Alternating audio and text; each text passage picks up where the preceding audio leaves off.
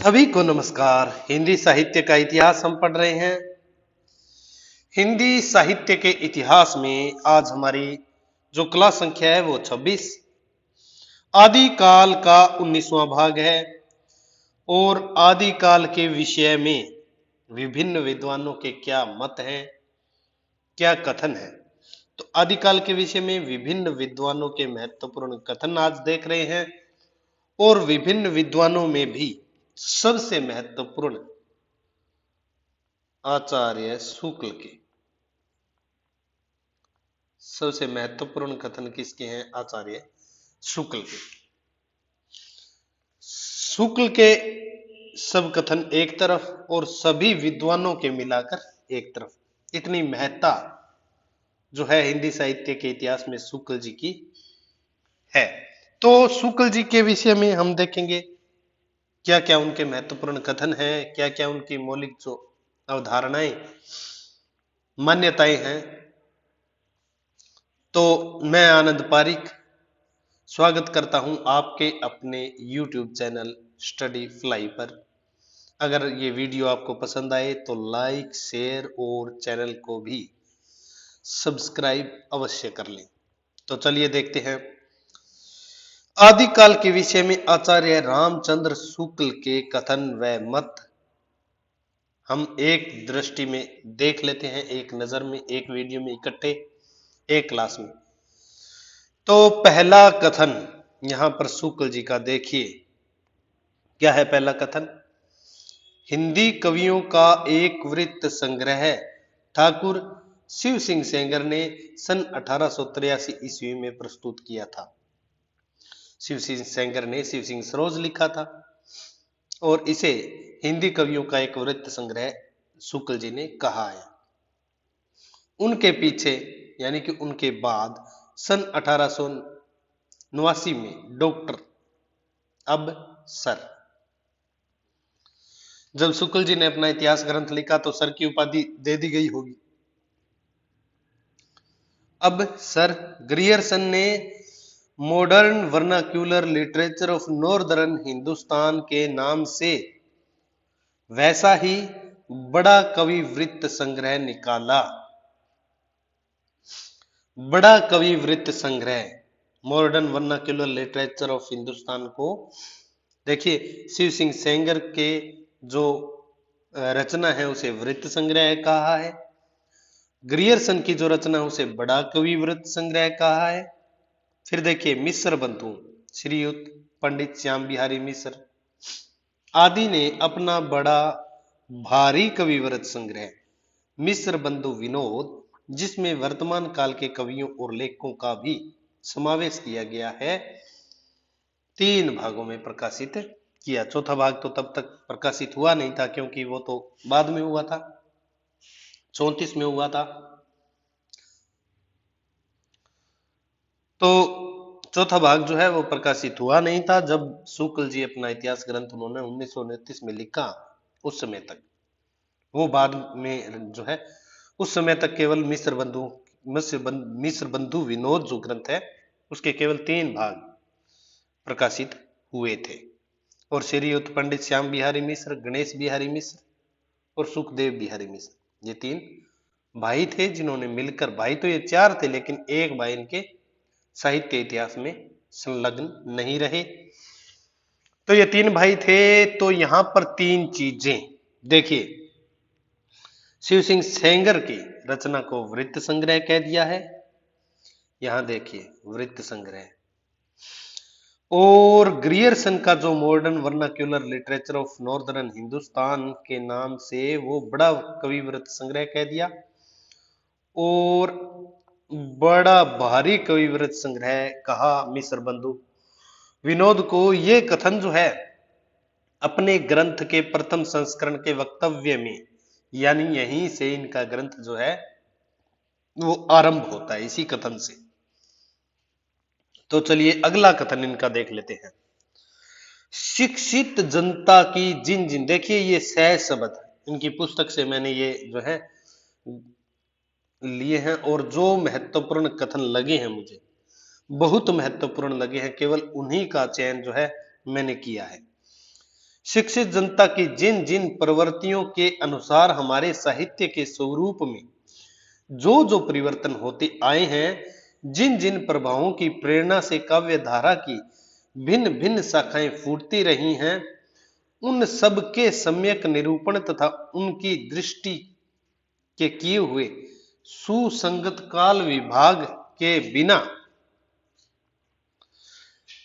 साहित्य के इतिहास का सच्चा अध्ययन जो है कठिन दिखाई पड़ता था। 7-8 वर्षों की संचित ग्रंथ राशि जो है वो सामने लगी हुई थी, पर ऐसी निर्दिष्ट सरणियों की उद्भावना नहीं हुई थी जिनके अनुसार सुगमता से इस प्रभुत सामग्री का वर्गीकरण होता। अर्थात जो शिक्षित जनता थी उसकी प्रवृत्तियों के अनुसार, जनता की प्रवृत्तियों के अनुसार समझ लीजिए, जो साहित्य के स्वरूप में परिवर्तन हुए, विभिन्न प्रभाव और प्रेरणा से जो काव्य धारा की भिन्न भिन्न शाखाएं फूटती गई, अब उनके जो सम्यक निरूपण और सुसंगत काल विभाग के बिना, मतलब अगर उन्हें हम डिवाइड नहीं करेंगे, उन्हें विभाजित नहीं करेंगे काल विभाग के बिना, तो साहित्य के इतिहास का जो सच्चा अध्ययन है वो कठिन जो है वो दिखाई पड़ता है। यही कहा है शुक्ल जी ने।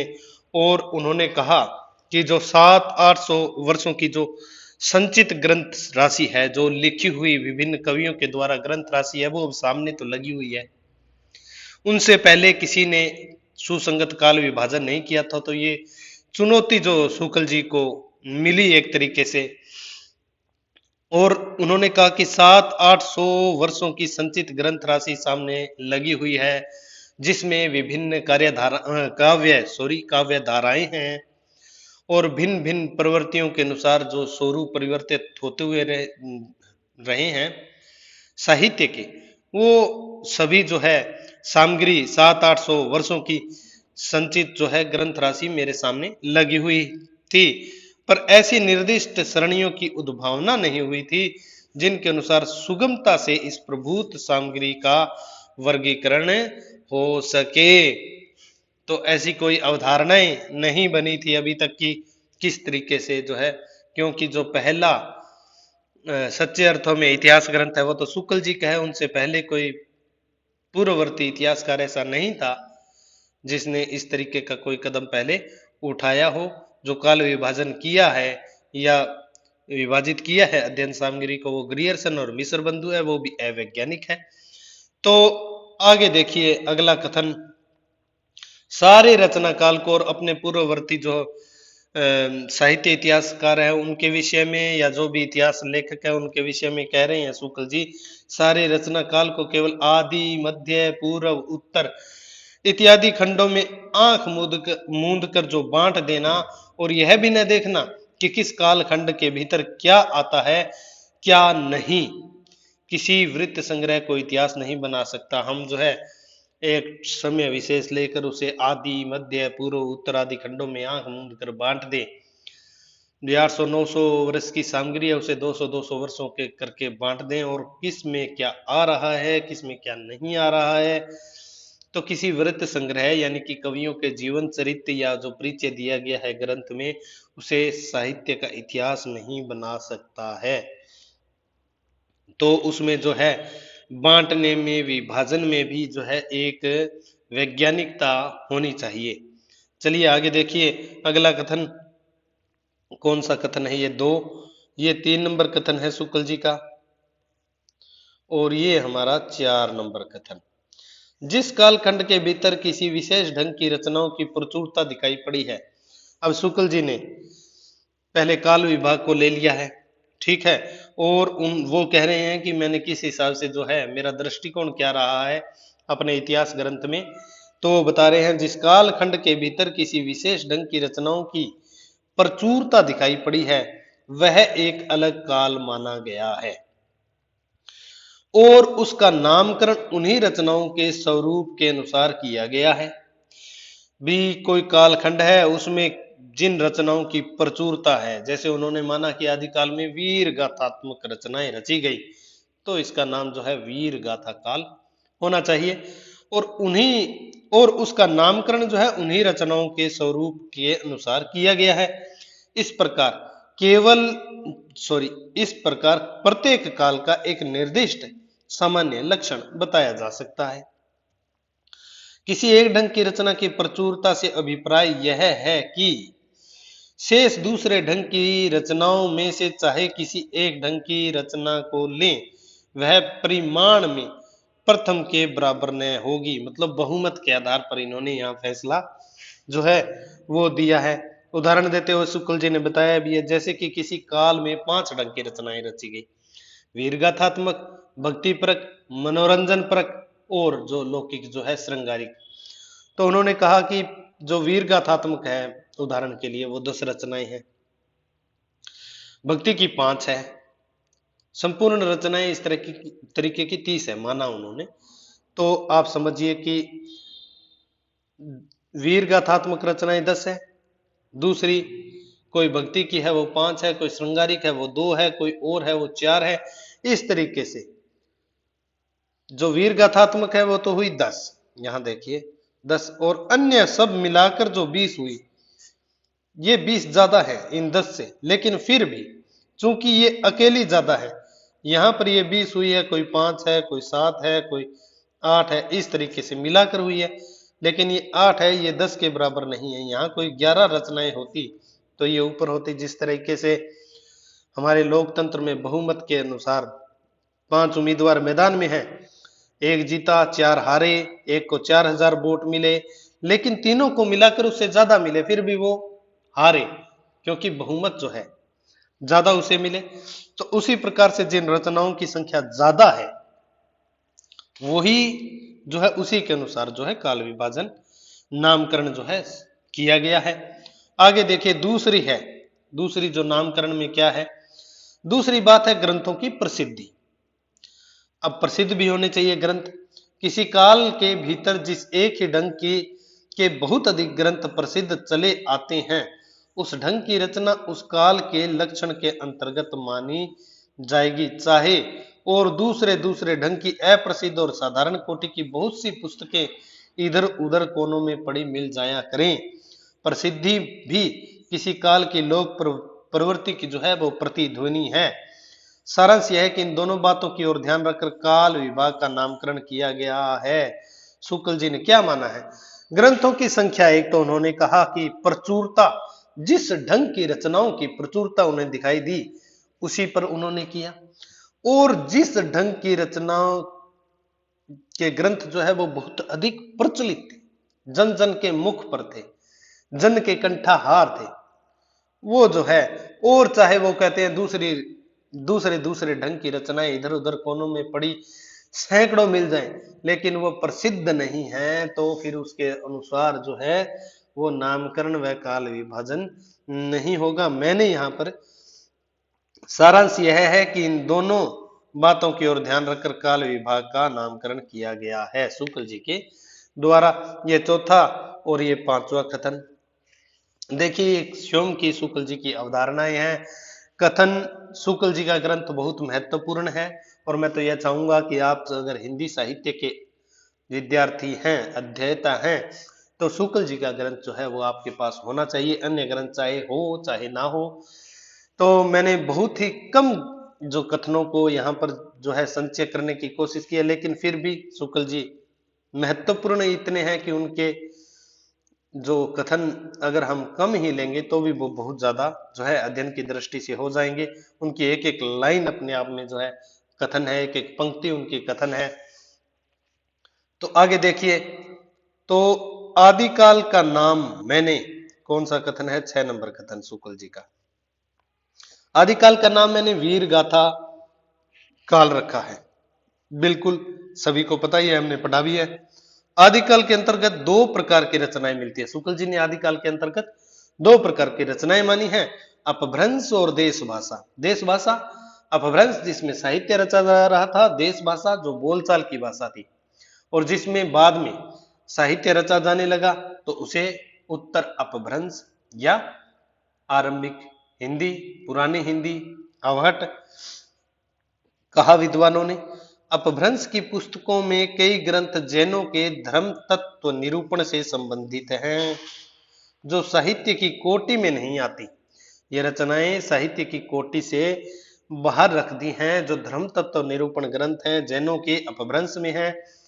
उन्हें जिनका उल्लेख शुक्ल जी ने केवल यह दिखाने के लिए किया है कि अपभ्रंश भाषा का व्यवहार जो है वो कब से हो रहा था, और शुक्ल जी ने इनको जो जैनों के धर्म तत्व निरूपण से संबंधित ग्रंथ थे उन्हें सांप्रदायिक रचना कहकर छोड़ दी।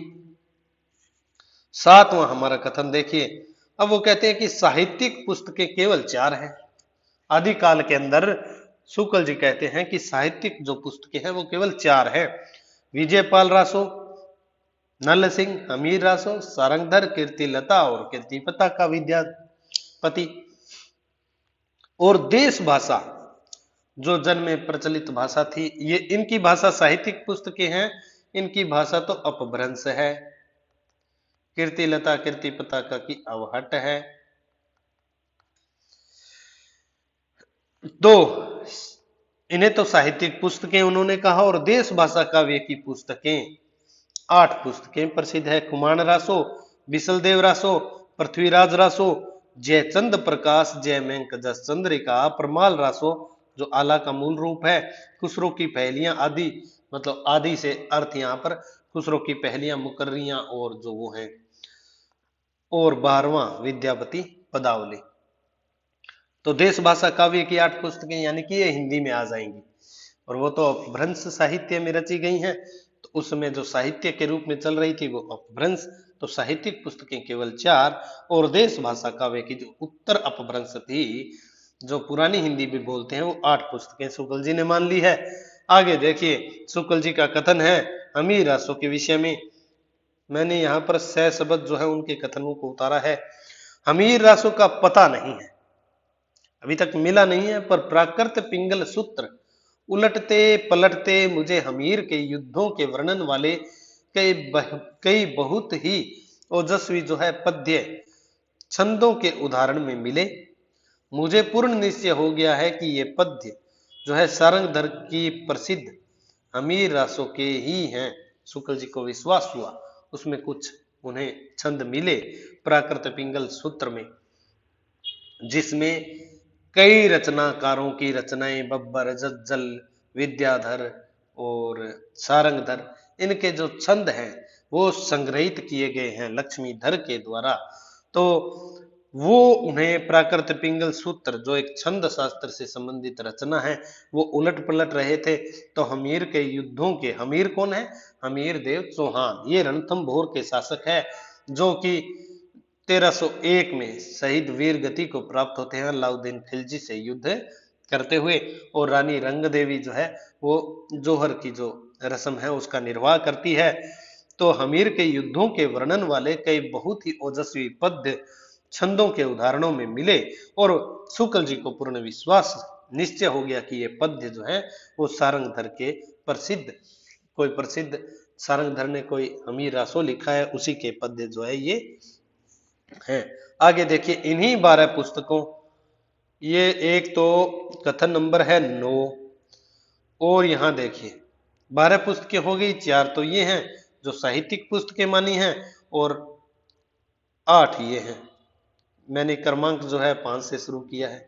8 देश भाषा काव्य की, और 4 बहुत ही मोस्ट कथन है, ये एग्जाम में पूछे जाती रहती हैं भी कितनी देश भाषा काव्य की पुस्तकें कितनी मानी है शुक्ल जी ने, और साहित्यिक पुस्तकें कितनी मानी है। तो ये देखिए ये 12 हो गई, और इन्हीं 12 पुस्तकों की दृष्टि से आदिकाल का लक्षण निरूपण और नामकरण हो सकता है। उन्होंने माना है भी इसी से जो है वो आदिकाल का जो लक्षण निरूपण हो रहा है इन्हीं रचनाओं से, ये प्रसिद्ध भी है और संख्या में ज्यादा भी है। नामकरण हो सकता है क्योंकि जो सिद्ध और जैनों की रचनाएं हैं धर्म तत्व निरूपण के कारण वो संख्या में ज्यादा तो है और लोगों में प्रचलित भी है, लेकिन सांप्रदायिक काव्य कहकर, साहित्य कहकर उसे शुक्ल जी ने छोड़ दिया है क्योंकि वो धर्म तत्व से निरूपित उन्होंने मानी है। तो आदिकाल का लक्षण निरूपण और नामकरण हो सकता है इनमें से अंतिम 2 तथा बिसल देवरासो, अंतिम दो यहां पर कौन सी है? एक तो खुसरो की पहेलियां हैं, खुसरो की पहेलियां मान लो, मुकर्रियां और जो वो रचनाएं थी, खुसरो की पहेलियां और विद्यापति पदावली। खुसरो की पहेलियां, विद्यापति पदावली अंतिम दो, तथा बिसल देवरासो जो है उसको छोड़कर शेष सब ग्रंथ जो है वीर गाथात्मक ही हैं। यहां लिखा है शेष सब ग्रंथ वीर गाथात्मक ही हैं, अतः आदिकाल का नाम वीर गाथा काल ही रखा जा सकता है। शुक्ल जी ने जो है अपना मत रख दिया है सबके सामने, और उन्होंने कहा कि वीर गाथा काल ही इसका नाम जो है वो रखा जा सकता है। यहाँ देखिए अंतिम 11वीं और 12वीं रचनाएं, खुसरो की पहेलियां, विद्यापति, ये पहेलियां जो है, मुकर्रियां जो है, खुसरो का साहित्य मनोरंजनात्मक साहित्य है, जनता के मनोरंजन के लिए रचा गया है, इसमें वीर गाथा जैसा कुछ नहीं है। विद्यापति पदावली भी जो है वो वीर गाथात्मक नहीं है, श्रृंगार के पद है। बीसल देवरासो ये भी श्रृंगारिक वीर गीत एक तरीके से है। ये बिसल देव रासो, रासो इसका नाम रख दिया गया है, बाकी इसमें कुछ भी जो है वीर गाथात्मक नहीं है। तो ये इन तीन रचनाओं को अगर हम छोड़ दें तो और रचनाओं पर हम अगर एक बार हमारा जो दृष्टिपात करें तो विजयपाल रासो, हमीर रासो, कीर्तिलता, कीर्तिपताका, कुमार रासो, पृथ्वीराज रासो, जयचंद प्रकाश, जयमंक, जसचंद्रिका, प्रमाल रासो आदि ये ग्रंथ जो है शुक्ल जी ने कहा कि वीर गाथा से संबंधित ग्रंथ हैं, रचनाएं हैं, और इन्हीं के अनुसार जो है वीर गाथा काल नाम ही एकमात्र ऐसा नाम है जो आदि काल के लिए रखा जा सकता है। और शुक्ल जी ने यह भी कहा कि कोई इस काल को आदि काल कहना चाहे तो कह सकता है, लेकिन इसका जो नाम रखा जा सकता है वो वीरगाथा काल ही रखा जा सकता है। आगे देखिए, मिस्र बंधुओं ने इस आदिकाल के भीतर इतनी पुस्तकों की और नामावली दी है, इतनी पुस्तकों की जो मिस्र बंधुओं ने और नामावली दी है वो भी शुक्ल जी ने लिखा है कि इतनी पुस्तकों की और नामावली भी दी है, मैंने जो दी है उनके अतिरिक्त। ये 10वां कथन है। तो वो क्या है? भगवत गीता। और शुक्ल जी ने नीचे कह भी दिया है कि यह भगवत गीता तो पूर्व की रचना है, आदिकाल की रचना नहीं है, आदिकाल से बहुत पहले की है। वृद्ध नवकार वर्तमाल सम्मत सार पत्तली अनन्य योग जम्बू स्वामी रास रेवतगिरी रास नेमिनाथ चौपई उवेश माला उपदेश माला और अपने कथनों के द्वारा, अपने तर्कों के द्वारा जो है इन रचनाओं को शुक्ल जी ने नहीं माना है, कुछ पूर्व किया है, कुछ नोटिस मात्रा है, कुछ अपभ्रंश किए, इस तरीके से कुछ जो है सांप्रदायिक रचनाएं उन्होंने मान ली हैं। अगला कथन देखिए 11वां शुक्ल जी का कथन है, और है तो रीतिकाल के विषय में लेकिन आदिकाल के संदर्भ में भी ये है, क्योंकि देखिए रीतिकाल के कवियों के परिचयात्मक वृत्तों की छानबीन में मैं अधिक प्रवर्त नहीं रहा हूं, अधिक नहीं प्रवर्त हुआ हूं। देखिए यहां पर नहीं आगे है पीछे है, ये जो है मैंने शुक्ल जी की पुस्तक से हूबहू जो लिया है कथन। रीतिकाल के कवियों के परिचयात्मक वृत्तों में, यानी कि उनका परिचय देने में, जन्म कब हुआ, मृत्यु कब हुई, कौन सा गांव था, पत्नी कौन थी, पुत्र कौन था, इनकी छानबीन में मैं अधिक जो है नहीं प्रवृत्त हुआ हूं। क्या वो खाता था, क्या वो पीता था, ये चीजें मेरे बस की नहीं है, ये शुक्ल जी ने कहा है, क्योंकि मेरा उद्देश्य तो वो अपने साहित्य का एक पक्का और व्यवस्थित ढांचा खड़ा करना था, न कि कवि कीर्तन करना। साहित्य की काव्य धाराओं को पहचान कर कौन सा साहित्य जो है काव्य धारा, कौन सी प्रवृत्ति कहाँ समाप्त होती है, कहाँ से नई प्रवृत्ति जो है वो उदय होता है, और कौन कौन से कवि, कौन कौन सी रचनाएं, साहित्यिक मूल्यांकन उनका करते हुए वो एक पक्का और व्यवस्थित ढांचा खड़ा करते हैं, न कि कवियों की जो एक कुंडली बनाना उनका काम नहीं है। अतः कवि कीर्तन करना वो कहते हैं, क्योंकि मेरा उद्देश्य जो है वो अपने साहित्य का पक्का और व्यवस्थित ढांचा खड़ा करना था, न कि कवि कीर्तन करना। अतः कवियों के परिचयात्मक विवरण जो है मैंने प्राय मिस्र बंधु विनोद से लिए हैं। मिस्र बंधु विनोद एक बड़ा भारी वृत्त संग्रह शुक्ल जी ने उसे कहा है, जिसमें मिस्र बंधुओं ने मेहनत करके 10-11 साल में जो एक तरीके से डेटा वहां पर उन्होंने एकत्रित कर दिया था, इसमें तो कोई संशय नहीं है। तो इधर उधर भागने की जरूरत जो है परवर्ती इतिहासकारों को इतनी ज्यादा महसूस नहीं हुई। तो अतः कवियों के परिचयात्मक विवरण मैंने प्राय मिस्र बंधु विनोद से ही लिए हैं। कहीं कहीं कुछ कवियों के विवरण में परिवर्धन और परिष्कार भी किया है, जैसे ठाकुर दीनदयाल गिरी, राम सहाय और रसिक गोविंद के विवरणों में। तो रीतिकाल के परिचयात्मक जो विवरण है वो कहां से लेते हैं? मिस्र बंधु विनोद से लेते हैं। आगे देखिए 12वां कथन शुक्ल जी का। राय बहादुर श्याम सुंदर दास, बाबू श्याम सुंदर दास बीए ग्रेजुएशन की थी, की हिंदी कोविद रत्नमाला। राय बहादुर साहब बाबू श्याम सुंदर दास बीए की हिंदी कोविद रत्नमाला, श्रीयुत पंडित राम नरेश त्रिपाठी की कविता कुमुदी तथा वियोगी हरि जी की ब्रज माधुरी सार से भी बहुत कुछ सामग्री मिली है। अतः उक्त तीनों महानुभावों के प्रति मैं अपनी कृतज्ञता प्रकट करता हूं। तो ये आधार ग्रंथ हो गए हैं। देखिए कृतज्ञता प्रकट कर दी है, धन्यवाद दे दिया है। राय साहब बाबू श्याम सुंदर दास, कहिए सीधा ही, श्याम सुंदर दास की हिंदी कोविद रत्नमाला, राम नरेश त्रिपाठी की कविता कुमुदी, श्री वियोगी हरि जी के ब्रज माधुरी सार और मिस्र बंधुओं की मिस्र बंधु विनोद, ये 4 ग्रंथ जो है, यहां देखिए हिंदी कोविद रत्नमाला, कविता कौमुदी और ब्रज माधुरी सार, ये आधार ग्रंथ रहे हैं शुक्ल जी के ग्रंथ के लिए। हिंदी साहित्य का इतिहास जो शुक्ल जी ने लिखा उसके लिए आधार ग्रंथ कौन कौन से हैं? हिंदी कोविद रत्नमाला, कविता कौमुदी, ब्रज माधुरी सार, ये रहे हैं। एक मिस्र बंधु विनोद भी है। तो शुक्ल जी ने इन चारों का आधार लेकर जो है अपना हिंदी साहित्य का इतिहास लिखा। सहायता इनसे इन्होंने अधिक ली, ये अपने पुस्तक में इन्होंने कहा है। तो ये मोस्ट भी है, पूछा जाता रहता है कि शुक्ल जी के लिए आधार ग्रंथ कौन कौन से हैं। तो ये हालांकि हमने रामचंद्र शुक्ल जी का इतिहास ग्रंथ पढ़ा तब ये देखी सी चीजें। और आधुनिक काल के प्रारंभिक प्रकरण, आगे देखिए 13वां कथन देखिए, 12 हो गए 13वां।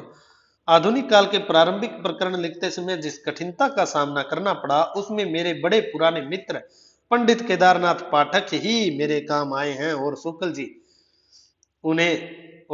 ने उन्हें आज तक जो है धन्यवाद भी नहीं बोला है। ग्रंथ प्रकाशित हो गया या और जो भी सहयोग उनसे मिला उसके लिए उन्होंने धन्यवाद नहीं बोला। और शुक्ल जी ने अपनी रचना में कहा भी है कि क्योंकि केदारनाथ जी जो है धन्यवाद को आजकल की बदमाशी समझते हैं। Thank you sorry.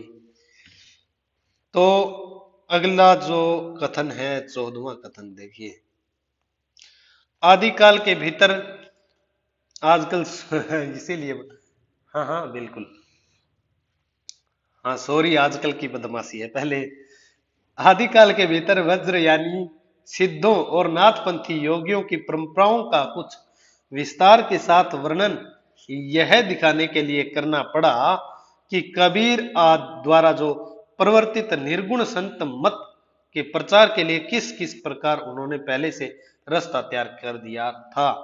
आदिकाल के भीतर वज्र यानी सिद्धों और नाथपंथी योगियों की परंपरा का विस्तार के साथ उन्होंने वर्णन किया है।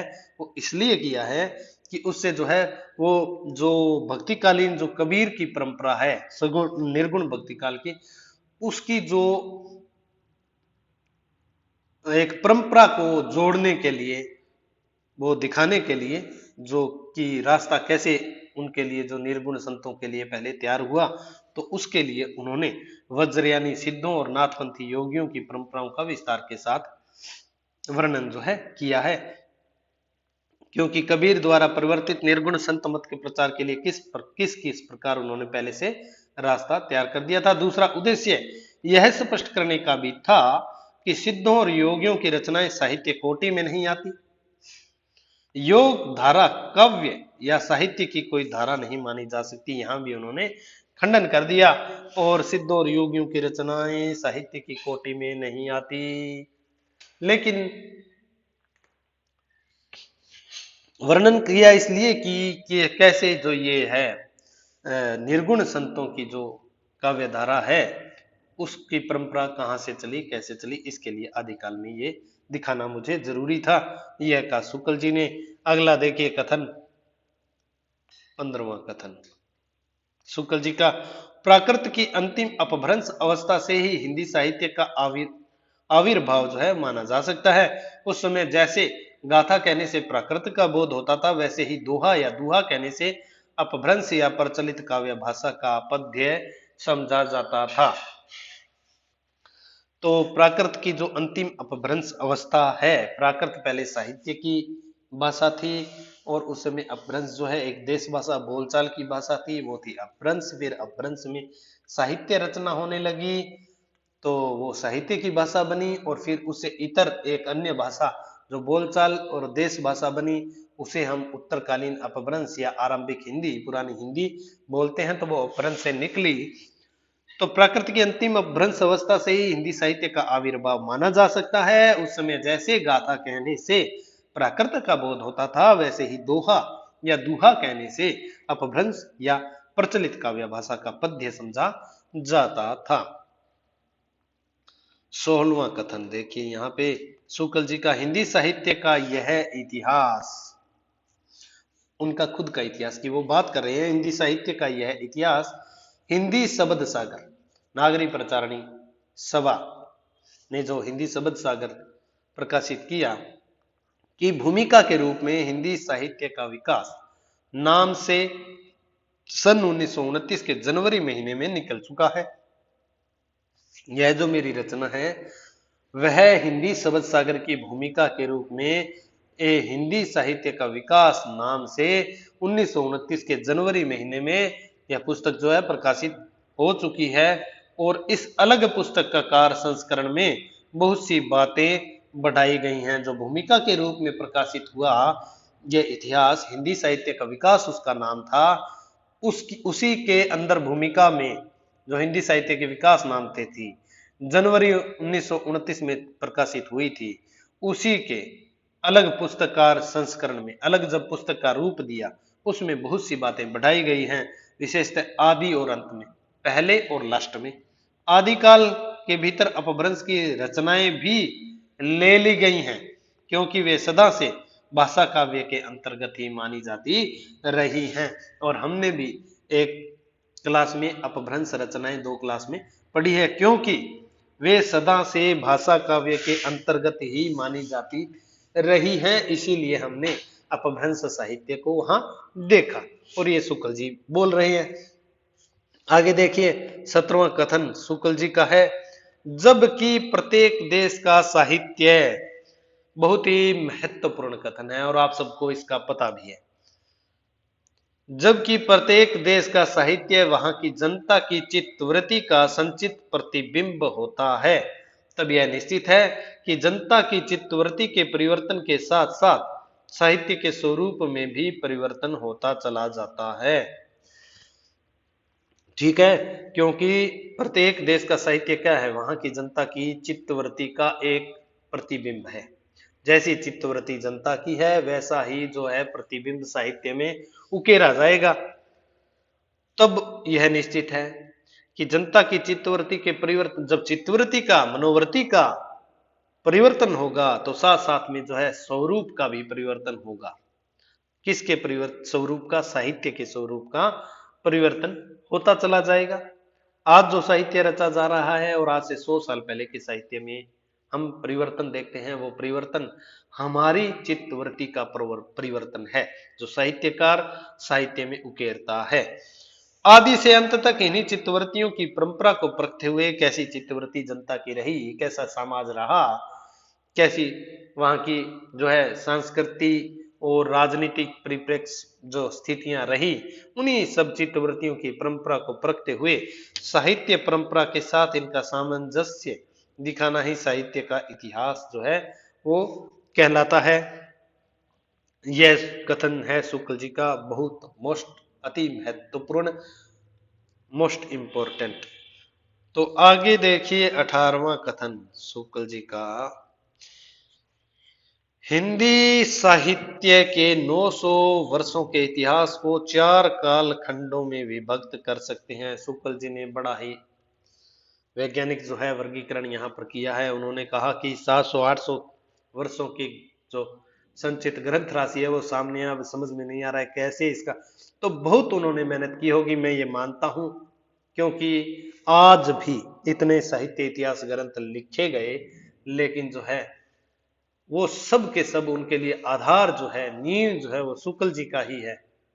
शुक्ल जी का इतिहास ग्रंथ के जो है अमूल चूल थोड़े बहुत परिवर्तनों के साथ है वो ग्रंथ जो है लिखे गए हैं। और शुक्ल जी की मान्यताएं ही लगभग, अवधारणाएं ही सबने जो है वो स्वीकार भी की हैं। हालांकि हजारी प्रसाद द्विवेदी खंडन भी करते हैं, लेकिन इतना ज्यादा उसमें कुछ परिवर्तन नहीं है। हालांकि ये तथ्य एक अलग है कि आधुनिक काल में बाद के वर्षों में और अधिक जो है अनुसंधान हुए और अधिक सामग्रियां मिल गई, जो उस समय शुक्ल जी के समय इतनी नहीं थी। तो वो कमी जो है बाद के इतिहासकारों ने अवश्य पूरी की है। तो हिंदी साहित्य के 900 वर्षों के इतिहास को 4 काल खंडों में, सुस्पष्ट काल खंडों में विभक्त कर दिया शुक्ल जी ने। पहला उन्होंने कहा आदिकाल, पूर्व मध्यकाल, उत्तर मध्यकाल और आधुनिक काल। 4 कालखंड ये तो हैं। और ये जो है वो नाम इनके उन्होंने देकर प्रवृत्ति के आधार पर देखिए उनका नाम वीर गाथा काल रखा आदिकाल का। और संवत 1050 से 1375 विक्रमी संवत तक की इसका समय था। पूर्व मध्यकाल और उसे कहा भक्ति काल, संवत 1375 से 1700। उत्तर मध्यकाल, मध्यकाल के दो भाग हैं, पूर्व मध्यकाल और उत्तर मध्यकाल। पहले में जो काव्य धारा बही वो भक्ति से संबंधित थी, तो भक्ति काल नाम दिया 1375 से 1700 विक्रमी संवत। और दूसरा जो बाद का मध्यकाल था उसमें रीति काल नाम दिया, रीतिकालीन काव्य धाराएं वहां बही, तो संवत 1700 से 1900 विक्रमी तक। और आधुनिक काल उन्होंने गद्य काल नाम दिया, संवत 1900 से 1984, यानी कि 1929 ईस्वी, जब वो अपना इतिहास ग्रंथ लिख रहे थे। तो ये 4 सुस्पष्ट जो है कालखंडों में उन्होंने, तो ये तो ऐतिहासिक कालक्रम के नाम से उन्होंने नाम दिए सारे, और ये प्रवृत्ति के आधार पर उन्होंने नामकरण जो है वो किया, और दूहरा नामकरण उन्होंने किया। और आदिकाल उन्होंने भी कहा है, लेकिन उन्होंने कहा कि वीरगाथा काल जो है, मेरे हिसाब से वीरगाथा काल नाम अधिक उचित है। और द्विवेदी जी ने कहा नहीं, आदिकाल नाम अधिक उचित है। यही बात है। और 19वां कथन, अपभ्रंश या प्राकृताभास हिंदी के पद्यों का सबसे पुराना पता तांत्रिक और योग मार्गी बौद्धों की सांप्रदायिक रचनाओं के भीतर विक्रम की 7वीं शताब्दी के अंतिम चरण में लगता है। अपभ्रंश या प्राकृताभास जो हिंदी है उसके पद्यों का सबसे पुराना पता उन्होंने बताया है कि तांत्रिक और योग मार्गी जो बौद्ध थे उनकी सांप्रदायिक रचनाएं जो धर्म तत्व के निरूपण के लिए, प्रचार प्रसार के लिए उन्होंने रची, उसमें विक्रम की 7वीं शताब्दी के अंतिम चरण में हमें ये रचनाएं मिलने लगती है। और 19वां कथन देखिए, हिंदी साहित्य का आदिकाल संवत 1050 से लेकर संवत 1375 तक, अर्थात महाराज भोज के समय से लेकर हमीर देव के समय के कुछ पीछे तक माना जा सकता है। हमीर देव कौन? हमीर रासो, हमीर देव चौहान रणथंभौर के शासक हैं। इनका समय 1301, ये वीर गति को प्राप्त कर लेते हैं। इनके समय से कुछ पीछे ये इन्होंने दिया है अंतिम सीमा 1375, तो ईस्वी में हो जाएगी 1318 ईस्वी। तो अमीर के समय से लगभग 15-16 साल बाद तक। और आदिकाल जो संवत 1050 है, यानी कि 993 ईस्वी में हम लेंगे। और महाराजा भोज के समय, ये 993 ईस्वी महाराजा भोज के समय से हमीर देव के समय के कुछ पीछे तक जो है आदिकाल की सीमा इन्होंने मानी है। तो यह भी मोस्ट कथन है। आगे देखिए, अगला कथन जो है 21वां कथन है। ये वीर गाथा गाथाएं दो रूपों में मिलती है। जो वीर गाथा रासो या वीर गाथात्मक ग्रंथों के विषय में ये कथन है, ये वीर गाथाएं दो रूपों में मिलते हैं। शुक्ल जी कहते हैं कि एक तो प्रबंध काव्य और एक साहित्यिक रूप में। और प्रबंध काव्य के साहित्यिक रूप में और वीर गीतों के रूप में, सॉरी, प्रबंध काव्य के साहित्यिक रूप में और वीर गीतों के रूप में। पहला ये देखिए, दो रूपों में मिली, वीर गीतों के रूप में। साहित्यिक प्रबंध के रूप में जो सबसे प्राचीन ग्रंथ उपलब्ध है वह है पृथ्वीराज रासो। तो सबसे पहला हिंदी का प्रथम महाकाव्य भी शुक्ल जी इसे कहते हैं। तो साहित्यिक प्रबंध के रूप में जो सबसे प्राचीन ग्रंथ उपलब्ध है वो है पृथ्वीराज रासो। और वीर गीत के रूप में, चूंकि दो रूपों में मिलती है वीर गाथाएं, एक तो प्रबंध साहित्यिक प्रबंध के रूप में और वीर गीत के रूप में। तो प्रबंध साहित्यिक प्रबंध के रूप में तो प्रथम रचना हो जाएगी पृथ्वीराज रासो, और वीर गीत के रूप में हमें सबसे पुरानी पुस्तक जो है बीसल देव रासो मिलती है। यद्यपि उसमें समय अनुसार भाषा में परिवर्तन मिलता है, क्योंकि गाने के लिए रची गई थी और बाद के कवियों ने जो है वो कुछ जोड़ा और तो नए नए शब्द उसमें आए। आगे देखिए अगला कथन 22वां कथन है। यहां पर वीर काल के उन ग्रंथों का उल्लेख किया जाता है जिनकी या तो प्रतियां मिली है या कहीं उल्लेख मात्र पाया जाता है। ये ग्रंथ रासो कहलाते हैं। प्रतियां मिली है, कुमार रासो की मिली है, पृथ्वीराज रासो है। इसके अलावा उल्लेख मात्र पाया जाता है जयमेघ जसचंद्रिका, जयचंद्र प्रकाश, इनका उल्लेख मात्र है और हमने इन्हें रासो ग्रंथों के अंदर पढ़ा है। ये रचनाएं नोटिस मात्र है, मिली नहीं है। राठौरा ख्यात में इनका जो है वो मिलता है उल्लेख। कुछ लोग इस शब्द का संबंध रहस्य से बतलाते हैं, कहते हैं कि रहस्य से रासो शब्द की व्युत्पत्ति हुई है। पर बिसल देव रासो में काव्य के अर्थ में रसायन शब्द बार बार आया है। नाल रसायन आरंभई शारदा तूठी ब्रह्म कुमारी, ये नाले ने कहा है अपने ग्रंथ में। तो बिसल देव रासो में काव्य के अर्थ में रसायन शब्द बार बार आया है, अतः हमारी शब्द में इसी रसायन शब्द से होते हुए रासो हो गया है अर्थ। तो शुक्ल जी ने रासो शब्द की व्युत्पत्ति रसायन से मानी और यह कथन रहा शुक्ल जी का। और रहस्य से कवि राजा श्यामल दास और काशी प्रसाद जायसवाल मानते हैं। तो बिसल देवरासों में रसायन शब्द बार बार आया है, इसीलिए शुक्ल जी ने संवत 1200 बहुत्रा मजारी जेठ बदी नवमी बुधवारी नाल रसायन आरंभई और शारदा टूठी ब्रह्म कुमारी, ये कथन भी है। तो आगे देखिए, यह घटनात्मक काव्य नहीं है। बिसल देव रासो के बारे में शुक्ल जी का यह कथन है 23वां। यह घटनात्मक काव्य नहीं है, घटनाएं ज्यादा नहीं है, वर्णात्मक है। इसमें दो ही घटनाएं हैं, बिसल देव का विवाह और उनका उड़ीसा जाना। ये दो ही घटनाएं जो है बिसल देव रासो में है। बिसल देव रासो के संबंध में ये कथन है। अच्छा, बिसल देव में दो ही घटनाएं हैं, बिसल देव का विवाह और उनका उड़ीसा जाना। 4 भागों में ये विभक्त है। पहले में जो है 4 खंड है। पहले में आपको मैं थोड़ा याद दिला दूं कि मालवा का जो भोज परमार है शासक, उसकी पुत्री का विवाह, राजमती का विवाह, जिसका नाम राजमती है, बिसल देव से होता है। बिसल देव तृतीय है, विग्रहराज चतुर्थ भी बोलते थे। एक नाम के आगे चतुर्थ है और एक नाम के आगे तृतीय है। ये बात आपने ध्यान में रखनी है। हालांकि बिसल देव रासो पढ़ते समय हमने ये सब कुछ पढ़ा था, लेकिन फिर भी एक बार आप। और दूसरे में खंड में क्या है, बिसल देव का रूट कर चला जाता है। बिसल देव राजमती से रूट कर कहां जाता है, उड़ीसा जाता है। कितने समय के लिए जाता है, 1 वर्ष के लिए जाता है। शुक्ल जी ने माना है 1 वर्ष वहां रहता है। तीसरे खंड में राजमती का विरह वर्णन है और बिसल देव उड़ीसा से लौटना भी तीसरे ही खंड में है।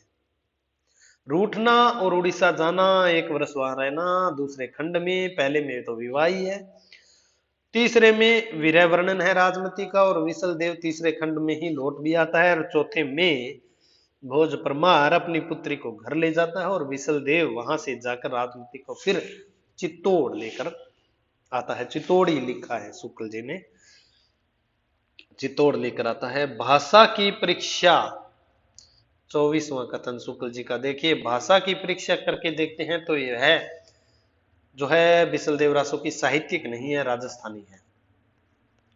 भाषा की परीक्षा करके देखते हैं तो वह साहित्यिक नहीं है, राजस्थानी है। यह भी कथन है शुक्ल जी का। और अब है 25वां कथन। बहुत ही महत्वपूर्ण कथन है। नाहले के इस बिसल देव रासों में जैसा कि होना चाहिए था, न तो उक्त वीर राजा की ऐतिहासिक चढ़ाइयों का वर्णन है। हालांकि बिसल देव ने बहुत सी चढ़ाइयां की थी, बहुत से युद्ध किए थे, लेकिन शुक्ल जी कहते हैं कि नाले के इस बिसल देव रासों में जैसा कि होना चाहिए था, परंपरा के अनुसार सभी में है वर्णन, लड़ाइयों का, चढ़ाइयों का अतिशयोक्तिपूर्ण वर्णन है, अतिरंजना है उसमें। लेकिन नाले के इस रासों में जैसा कि होना चाहिए था, न तो उक्त वीर राजा से यहाँ तात्पर्य बिसल देव से है, बिसल देव विग्रह राज से है।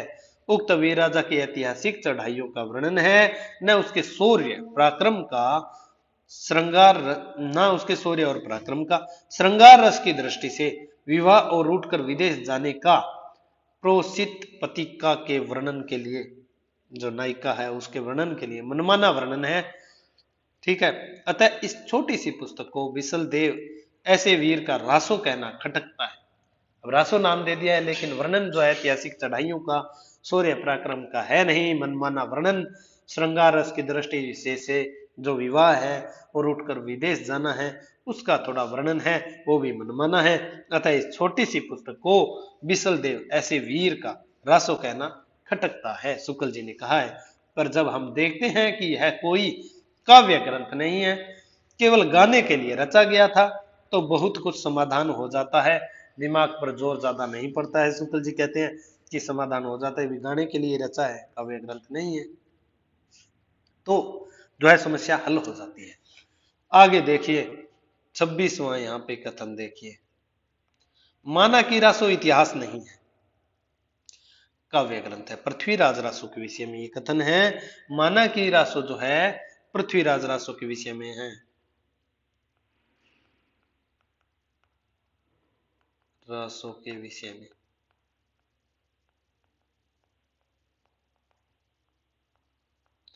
पिछला कथन विसलदेव रासो के विषय में था, माना कि रासो इतिहास नहीं है, काव्य ग्रंथ है, पर काव्य ग्रंथों में सत्य घटनाओं में बिना किसी प्रयोजन के उलटफेर नहीं किया जाता। जानक का पृथ्वीराज विजय भी तो काव्य ग्रंथ ही है, पर फिर उसमें क्यों घटनाएं और नाम ठीक ठीक हैं? इस संबंध में इसके अतिरिक्त और कुछ कहने की जगह नहीं कि पूरा ग्रंथ वास्तव में जाली है। पृथ्वीराज रासो को जाली कह दिया है, घटनाएं मेल नहीं खा रही हैं उसकी, जो है बहुत ही हेर फेर जो है वो लग रहा है शुक्ल जी को, और उलटफेर है। अब वो कहते हैं कि काव्य ग्रंथ है, काव्य ग्रंथ में उलटफेर हो भी सकता है, लेकिन वो कहते हैं कि जानक का पृथ्वीराज विजय, जानक भी कश्मीर का कवि था और पृथ्वीराज के दरबार में रहता था, और उसने भी पृथ्वीराज के यशोगान में पृथ्वीराज विजय लिखा। उसमें घटनाएं, पृथ्वीराज की माता का नाम कर्पूरी देवी वगैरह सब एकदम सही अपने जगह पर है। तो शुक्ल जी कहते हैं कि वो भी तो एक काव्य ग्रंथ ही है, पृथ्वीराज विजय भी, तो उसमें फिर क्यों घटनाएं जो हैं और नाम ठीक ठीक हैं? इस संबंध में वो कहते हैं कि इसके अतिरिक्त और कुछ कहने की जगह नहीं है, कि यह पूरा ग्रंथ जो है जाली बता दिया है। आगे देखिए, भाषा की कसौटी पर यदि इस ग्रंथ को कसते हैं तो और भी निराश होना पड़ता है, क्योंकि यह बिल्कुल बेठिकाने है, इसकी भाषा जो है वो बेठिकाने है पृथ्वीराज रासो की।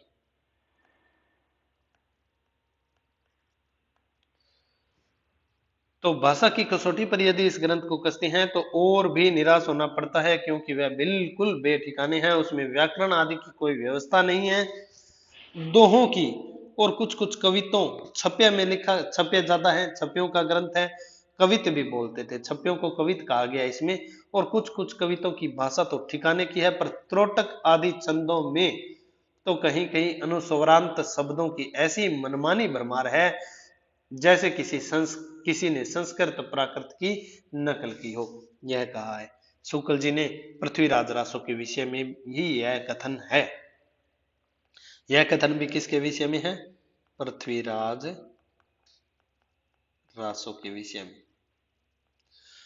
आगे देखिए 28वां हमारा कथन है, पृथ्वीराज रासो में कवि चंद के 10 पुत्रों के नाम जो है दिए गए हैं। सूरदास की साहित्य लहरी की टीका में एक पद ऐसा है जिसमें सूर की वंशावली दी है। ठीक है, तो सूर भी चंद के जो है वो वंशज माने जाते हैं। तो नानूराम भाट को जो है हरप्पा शास्त्री को बुलाया और उन्होंने जो प्रति दी वो तो और ही बिगड़ा हुआ रूप था।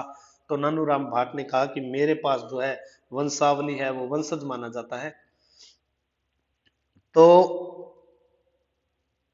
उसमें जो है सूर का नाम भी आता है। 10 पुत्रों के उसमें नाम दिए गए हैं। आगे देखिए 29वां कथन, श्रीधर ने संवत 1454 में रणमल छंद नामक एक काव्य रचा जिसमें ईडर के राठौड़ राजा रणमल की उस विजय का वर्णन है जो उसने पाटन के सूबेदार जफर खां पर प्राप्त की थी। एक कथन ये है और फैक्ट भी है। तो श्रीधर ने रणमल छंद की रचना की। अगला कथन देखिए 30वां कथन, यहां पे इस काल की जो साहित्यिक सामग्री प्राप्त है उसमें कुछ असंदिग्ध है, कुछ संदिग्ध है, कुछ तो प्रामाणिक है और कुछ अप्रामाणिक है, ये कहना चाहते हैं शुक्ल जी। असंदिग्ध सामग्री जो कुछ प्राप्त है उसकी भाषा अपभ्रंश अर्थात प्राकृताभास, प्राकृत की रूढ़ियों से बहुत कुछ बद्ध, जिसमें प्राकृत की रूढ़ियां जो है वो पाई जाती है, प्राकृताभास हिंदी है। जो असंदिग्ध सामग्री है, जो अप्रामाणिक है, जो उस जो अप्राप्य है कुछ तो उसकी भाषा जो है अपभ्रंश अर्थात प्राकृताभास, प्राकृत की रूढ़ियों से बहुत कुछ बद्ध हिंदी है। इस अपभ्रंश या प्राकृताभास हिंदी का अभिप्राय यह है कि यह उस समय की ठीक बोलचाल की भाषा नहीं है, साहित्य की भाषा है। जिस समय की इसकी रचनाएं मिलती हैं यह उस समय की कवियों की भाषा है, यानी कि साहित्य की भाषा है। बोलचाल की भाषा तो उत्तर अपभ्रंश है, आरंभिक हिंदी है, पुरानी हिंदी है। तो असंदिग्ध सामग्री जो मिली नहीं है, कहीं कहीं कुछ पद मिले हैं थोड़ी बहुत, तो वो सामग्री जैसे वो उसमें जो है वो अपभ्रंश अर्थात प्राकृताभास हिंदी है, यह कवियों की भाषा है, बोलचाल की भाषा नहीं है। यह भी शुक्ल जी ने कह दिया है। 31वां कथन देखिए शुक्ल जी का, अपभ्रंश की परंपरा विक्रम की 15वीं शताब्दी के मध्य तक चलती रही। विद्यापति ने 2 प्रकार की भाषा का व्यवहार किया, पुरानी अपभ्रंश भाषा का और बोलचाल की देसी भाषा का। मतलब पुरानी अपभ्रंश की भाषा जो साहित्य की भाषा था और बोलचाल की भाषा जो लोगों में जन की भाषा थी उसका।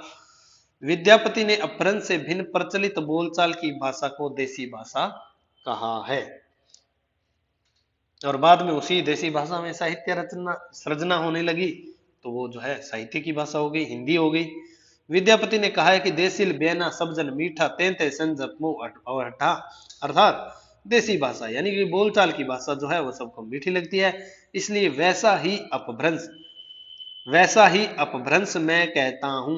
वैसा ही अपभ्रंश से मतलब देसी भाषा मिला हुआ अपभ्रंश मैं कहता हूं, क्योंकि देसिल बेना सब जन मीठा ते संजपो अवहट्टा। विद्यापति ने अपभ्रंश से भिन्न प्रचलित बोलचाल की भाषा को देसी भाषा कहा है। अपभ्रंश से भिन्न जो एक प्रचलित बोलचाल थी और वैसी ही भाषा वो कहते हैं, वैसी ही अपभ्रंश। कैसी अपभ्रंश? देसी भाषा मिला हुआ मैं कहता हूं, यानी उसमें मैं काव्य रचना करता हूं अवहट। तो आगे देखिए अगला कथन, यहां नंबर नहीं लगाया कथन का, 32 नंबर ये कथन है। 33वां कथन हम देख रहे हैं, विद्यापति के पद अधिकांशतः श्रृंगार के ही हैं जिसमें नायक नायिका राधा कृष्ण है। विद्यापति को कृष्ण भक्तों की परंपरा में नहीं समझना चाहिए। यह कथन भी शुक्ल जी का है। यहां पर मैंने एक कथन छोड़ भी दिया है, वो है आध्यात्मिक रंग के चश्मे आजकल बहुत सस्ते हो गए हैं। ये कथन है, आप सबको पता है, इसलिए मैंने जो ज्यादा परंपरागत कथन है, जो ज्यादा जो आपकी जुबान पर रहते हैं वो मैंने छोड़ दिए हैं। आहला गीत 34वां कथन। 33वें में क्या कहा है? श्रृंगार के ही हैं विद्यापति के पद और श्रृंगारी कवि माना है शुक्ल जी ने उन्हें। नायक नायिका जिसमें राधा और कृष्ण हैं और विद्यापति जो है कृष्ण भक्तों की परंपरा में नहीं समझना चाहिए। वो भक्त भी नहीं है, वो एक तो श्रृंगारिक कवि है, एक वो वैष्णव नहीं है, कृष्ण भक्त परंपरा में नहीं है, वो है शिव। हालांकि साहित्यिक रूप में न रहने पर भी जनता के कंठ में जगनीक के संगीत की वीर द्रवपूर्ण प्रतिध्वनि अनेक बल खाती हुई चली आ रही है। हालांकि साहित्यिक रूप में नहीं है, रचा नहीं गया है, वो केवल गाते थे लोग और परंपरा के रूप में गाया जाता था पीढ़ी दर पीढ़ी।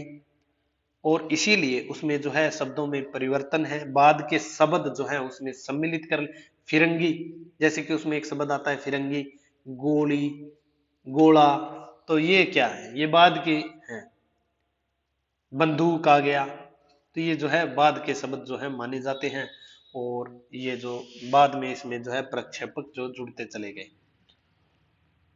अगला कथन 35वां कथन, भरत मुनि विक्रम तीसरी सती इनका समय है। भरत मुनि नाट्यशास्त्र ने अपभ्रंश नाम न देकर लोक भाषा को देश भाषा कहा था। प्राकृत के साथ जो एक लोक भाषा चल रही थी उसे अपभ्रंश नाम न देकर, प्राकृत उस समय साहित्य की भाषा थी, अपभ्रंश नाम न देकर लोक भाषा को देश भाषा कहा। अपभ्रंश नाम पहले पहल मिलता है वल्लभी के राजा धारसेन द्वितीय के शिलालेख में, जिसमें उसने अपने पिता गुहसेन, धारसेन द्वितीय ने शिलालेख मिलता है उसका, और उस शिलालेख में उसने अपने पिता गुहसेन, जिसका समय है विक्रमी संवत 650 के पहले का, को संस्कृत, अब यहां समझिए, संस्कृत, प्राकृत और अपभ्रंश तीनों का कवि कहा है। तीन भाषाएं प्रचलन में है। संस्कृत चल रही है, प्राकृत चल रही है, और बोलचाल की भाषा के रूप में अपभ्रंश जो है वो विकसित हो रही है। बाद में यही अपभ्रंश जो है साहित्य की भाषा बन गई।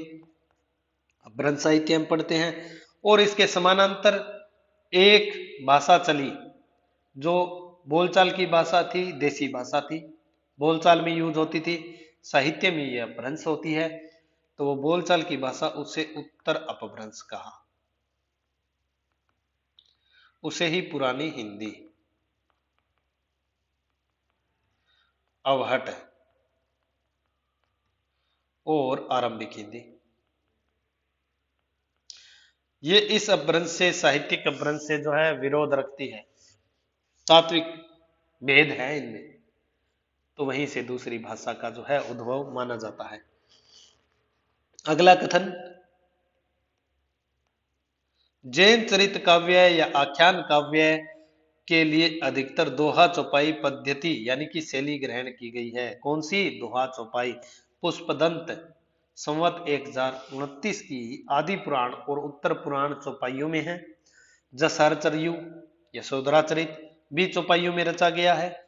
चौपाई दोहे की यह परंपरा हम आगे चलकर किसमें देखते हैं, यह परंपरा आदिकाल से चली आ रही है, पहले से चली आ रही है, ब्रज साहित्य में है, और आगे चलकर सूफियों, जो कि सूफी साहित्य अवधि में रचे गए हैं। तुलसी के रामचरितमानस, ब्रज विलास, सबल सिंह चौहान के महाभारत इत्यादि अनेक आख्यान काव्यों में हम पाते हैं। यही परंपरा जो है आगे चलकर विकसित हुई। अगला कथन 37वां कथन है, गोरखनाथ की हठ योग साधना ईश्वरवाद को लेकर चली थी, अतः उसमें मुसलमानों के लिए भी आकर्षण था और मुसलमान भी उसमें जुड़ते चले गए। 38वां कथन, 40 नहीं, देश भाषा में लिखे गोरख पंथ की पुस्तकें गद्य पद्य दोनों में है, और विक्रम संवत 1400 के आसपास की रचनाएं ये हैं। शुक्ल जी का कथन है, इसे गोरखनाथ का समय भी पता हमें चलता है। विक्रमी संवत 1400 के आसपास की रचनाएं हैं, इनमें सांप्रदायिक शिक्षा है, और सांप्रदायिक शिक्षा सांप्रदायिक साहित्य कहकर उन्होंने छोड़ तो दिया ही है। अगला कथन देखिए,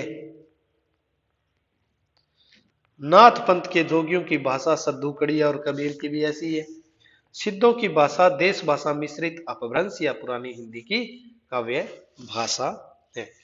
तो सिद्धों की भाषा देश भाषा मिश्रित है, अपभ्रंश या पुरानी हिंदी जो आरंभिक हिंदी। अगला कथन देखिए, वज्रयानियों की योग तंत्र साधनाओं में मध्य मदिरा और स्त्रियों विशेषतः डोमिनी, रजकी आदि का अबाध सेवन जो है एक आवश्यक अंग था। अनेक विभत्स विधान वज्रयानियों की साधना के जो है वो प्रधान अंग थे। अगला है 41वां, सिद्धों की नामावली में और सब सिद्धों की जाति और देश का उल्लेख है, पर गोरख से एवं चौरंगी का कोई विवरण, ना उनकी जाति ना उनके देश का उल्लेख जो है मिलता है किसमें, सिद्धों की नामावली में। और ऐसा ही कहना है आचार्य शुक्ल का। सिद्धों के बारे में ये कथन है इनका, सिद्धि प्राप्ति के लिए किसी स्त्री का भोग या सेवन आवश्यक था, जिसे शक्ति योगिनी या महामुद्रा कहा जाता था। सिद्ध जो है साहित्य उसके विषय में है। का अतरुअर पंच विडाल। अगला कथन, का अतरुअर पंच विडाल, का मतलब काया शरीर, तरुअर है पेड़ है, पंच विडाल 5 जो है विकार वो इस पे बैठे हैं। तो बौद्ध शास्त्र में निरूपित पंच प्रतिबंध, आलस्य, हिंसा, काम, विचिकित्सा, विचिकित्सा और मोह, ये पंच विडाल है। विकारों की यही 5 संख्या निर्गुण धारा में आ गई है, काम, क्रोध, लोभ, मोह, अहंकार। संतों में और हिंदी के सूफी कवियों ने ली। हिंदू जो शास्त्र हैं उनमें विकारों की बंधी संख्या 6 मानी जाती है। आगे कथन देखिए शुक्ल जी का। तो अगला जो कथन है वो है 44 नंबर, सिद्धों की रचनाएं तांत्रिक विधान, योग साधना, आत्म निग्रह, श्वास निरोध, भीतरी चक्रों और नाड़ियों की स्थिति, अंतर्मुख साधना के महत्व इत्यादि की सांप्रदायिक शिक्षा मात्र है। सांप्रदायिक शिक्षा कह दिया है। सिद्धों की रचनाओं को आचार्य शुक्ल ने जीवन की स्वाभाविक अनुभूतियों और दशाओं का से उनका कोई भी संबंध नहीं, अतः वे शुद्ध साहित्य के अंतर्गत नहीं आती। उन्हें उसी रूप में ग्रहण करना चाहिए जिस रूप में हम ज्योतिष, आयुर्वेद इत्यादि के ग्रंथों को ग्रहण करते हैं। और ये 44वां कथन शुक्ल जी का सिद्धों की रचनाओं के विषय में। अगला जो कथन है 45वां कथन है शुक्ल जी का, जब तक भाषा बोलचाल में थी तब तक वह भाषा या देश भाषा ही कहलाती रही, और जब वह साहित्य की भाषा हो गई तब उसके लिए अपभ्रंश का व्यवहार जो है वो किया जाने लगा। अपभ्रंश कहा जाने लगा। जब प्राकृत साहित्य की भाषा थी तो बोलचाल की भाषा जो है कौन सी थी, अपभ्रंश। और अपभ्रंश में साहित्य लिखा जाने लगा तो देश बोलचाल की भाषा और देश भाषा बन गई उत्तर अपभ्रंश, जिसे ही हम आरंभिक हिंदी का रूप उसमें हम देखते हैं। तो ये 45 कथन शुक्ल जी से संबंधित हमने महत्वपूर्ण कथन आदिकाल के विषय में शुक्ल जी के देखे। तो इसी के साथ मैं इस क्लास को यहीं पर विराम देता हूं, और अगली क्लास में हम अन्य विद्वानों के महत्वपूर्ण कथनों पर विचार करेंगे आदिकाल के विषय में। तो तब तक के लिए नमस्कार, धन्यवाद।